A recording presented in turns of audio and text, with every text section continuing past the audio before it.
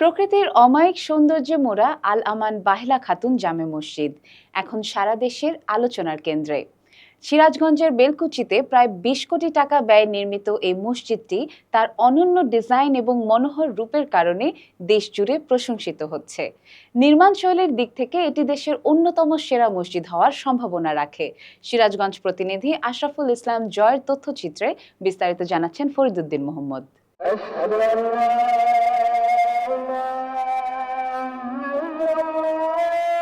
রাতের অন্ধকারে যখন আজানের মধুর সুর ভেসে আসে, তখন আলোর ঝলমলে সজ্জায় সজ্জিত হয়ে ওঠে মসজিদটি। রং বেরঙের আলো এবং ঝাড়বাতির আলো মসজিদকে যেন এক নতুন জীবন দেয়। দূর থেকে মসজিদের বিশাল গম্বুজ এবং নির্মাণাধীন মিনার দর্শনার্থীদের দৃষ্টি আকর্ষণ করে। রাতের আবহাওয়ায় মসজিদের পরিবেশ শান্ত এবং মনোরম হয়ে ওঠে।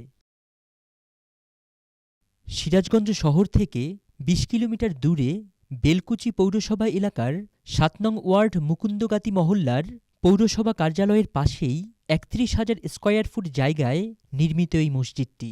মুকুন্দগাতি এলাকার বাসিন্দা রহমত গ্রুপের চেয়ারম্যান প্রয়াত শিল্পপতি মোহাম্মদ আলী সরকার এলাকার অসহায় গরিবদের জন্য দীর্ঘদিন ধরে বিনামূল্যে সেবা দিয়ে আসছিলেন। ২০১২ সালে তিনি এই মসজিদের ভিত্তিপ্রস্তর স্থাপন করেন। নিজস্ব অর্থায়নে ছেলে আমানুল্লাহ সরকার ও মা বাহেলা খাতুনের নামে আল আমান বাহেলা খাতুন জামে মসজিদ নির্মাণ শুরু করেন। এই প্রকল্পে প্রতিদিন অর্ধশতাধিক শ্রমিক কাজ করেছেন এবং মসজিদটি নির্মাণ করতে মোট ৯ বছর সময় লেগেছে। ২০২০ সালের ২ আগস্ট মোহাম্মদ আলী সরকারের মৃত্যুর পর তার ছোট ছেলে আমানুল্লাহ সরকার নির্মাণ কাজ সম্পন্ন করেন। আমি মসজিদে দিনের বেলা বহুবার এসেছি।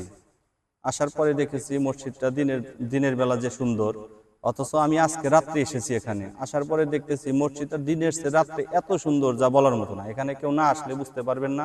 মসজিদটা অনেক সুন্দর। আমি এর আগে দিনে কয়েকবার আসছি, কিন্তু এত সুন্দর রাত্রে যেরকম সুন্দর আনন্দ সুন্দর লাগতেছে এরকম মসজিদ আমি কখনো দেখি নাই। এবং এই মসজিদে অনেক দূর দূরান্ত থেকে লোকজন আসে দেখতে। মসজিদটির ভেতর এবং বাহিরের নান্দনিক সৌন্দর্য দর্শকদের মুগ্ধ করে। দ্বিতল এই মসজিদটির উপর বিশাল আকৃতির একটি গম্বুজ রয়েছে।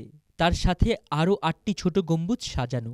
দুই পাশে রয়েছে ১১ তলা সমতুল্য উচ্চতার মিনার। মার্বেল এবং গ্রানাইট পাথরের কারুকাজ মসজিদের অভ্যন্তরীণ সৌন্দর্যকে বাড়িয়ে দিয়েছে। সাদা পিলার, সুউচ্চ জানালা এবং সাদাটে টাইলসের সম্মিলনে পুরো মসজিদ যেন এক অপরূপ রূপে সজ্জিত। মসজিদের স্থাপত্যশৈলী দর্শকদের মনোযোগ আকর্ষণ করে।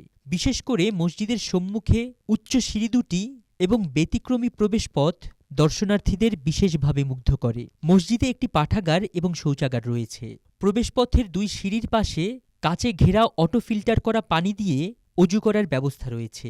ইতালি ও ইন্ডিয়া থেকে আনা উন্নতমানের মার্বেল পাথর এবং কাঠের কারুকাজ মসজিদের নান্দনিক নকশাকে আরও আকর্ষণীয় করেছে।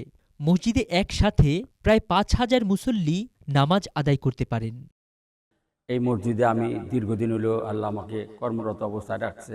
আমি মসজিদের একজন খাদেম। এই মসজিদে প্রতিদিন হাজার হাজার মুসল্লি, হাজার হাজার দর্শনার্থী মসজিদ দেখতে আসে। মহিলারাও আসে, পুরুষরা আসে, দেশের থেকেও আসে, বিদেশ থেকেও আসে, সুদূর রাশিয়ার থেকে পর্যন্ত লোকজন এসে এই মসজিদ পরিদর্শন করে যায়। এবং কাশ্মীর থেকে তো অহরহ লোক আসতেছে।